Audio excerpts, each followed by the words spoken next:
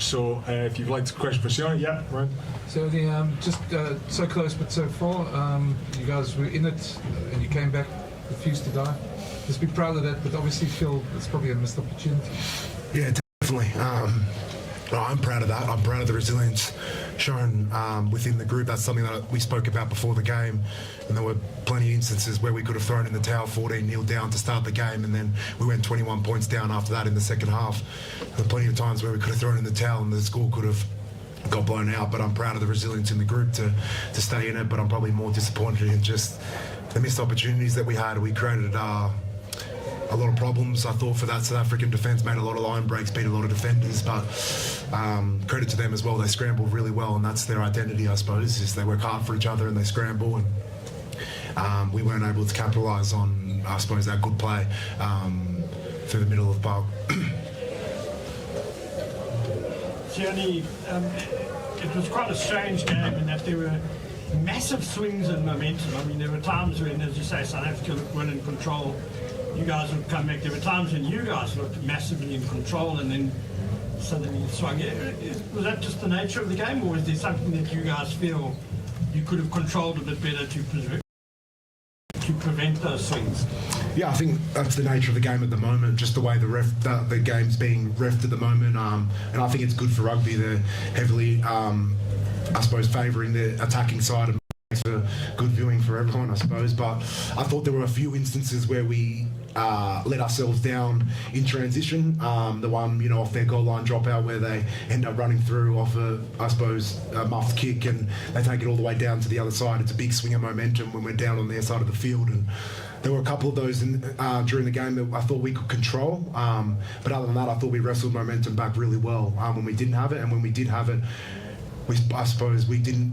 We failed to, I think, capitalise on the scoreboard more than anything. Not just throughout the game. I thought we were making a dent that we talked about, but just capitalising on the scoreboard is just, I suppose, what's important. Any more for Sione in the room here? Give me 2 seconds here, Sione, because this is playing all sorts of ball here.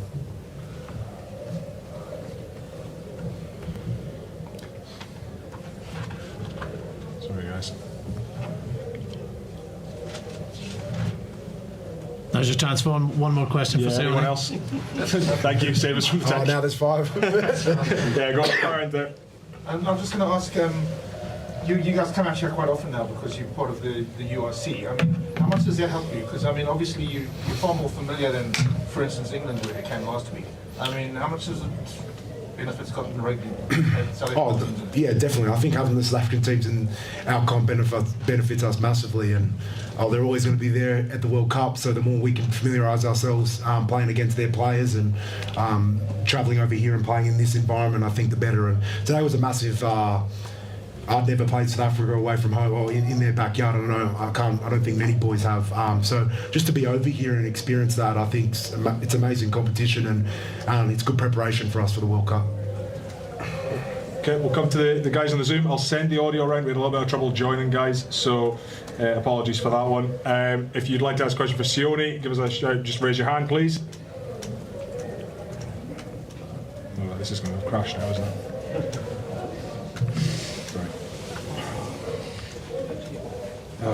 Right, okay. Sione, sorry if you've already been asked this. Can you hear me? Yeah, just about. Yeah. Apologies if you've been asked this, Sione. We're just on. Any reflections on that? General reflections of you. Like I said, I'm massively proud of the group, and I suppose the week we had as well, the long travel from Argentina, how we recovered and then fronted up for training. I was massively proud of the group, how we prepared for this game, and also, how we performed as well. There were times that we could have thrown in the towel, or not thrown in the towel, but, let them run away with the game, and we didn't allow them to do that. We kept coming back, kept fighting, and I'm just a little bit disappointed with... I think we lacked a little bit of execution when we were down in their side, in their 22, particularly after half time. We'll look back on that, I suppose, and it might be painful viewing for us, but it's something that we have to look at and get better at before the World Cup. Martin, sorry, David, on you go. Yeah, sorry. I mean, you mentioned there's 2 points in each half where South Africa scored quick tries, and you're probably in a bit of bother there. I mean, what was the kind of messaging at that point, Sione? What was the chat amongst the boys about how you cope with that? Yeah, I think big swings in that game, in these type of games where so much is on the line, two good teams playing against each other, they're hard to take. But it's important that's when you show your resilience as a group and what you've spoken about. And we're fully prepared. There will be something like that in the game, just with the athletes they had on the edge. Maybe whether if it was an intercept or they come up with a big tackle with their blitz defence, we were fully prepared for a big swing of momentum or a 14-point swing from one side of the field to the other. We would have preferred not to have them, but I was proud of how the boys bounced back after those moments. Okay, we'll go to Martin for one, and then we'll move on to Gregor in the room. So Martin, if you go. Hi, Sione. I just want in that game, I can only imagine what it was like for the players. But in terms of the whole team, but particularly yourself, Jack Dempsey, Scott Cummins, these guys that played the full 80, just how deep did you guys have to dig to continue that effort that you had with the line breaks and the support lines just right till the full 80? It was a big effort. I think the forwards probably go through a little bit of a different effort than the back line do. And yeah, I want to give them a massive pat on the back to play the South African pack at altitude.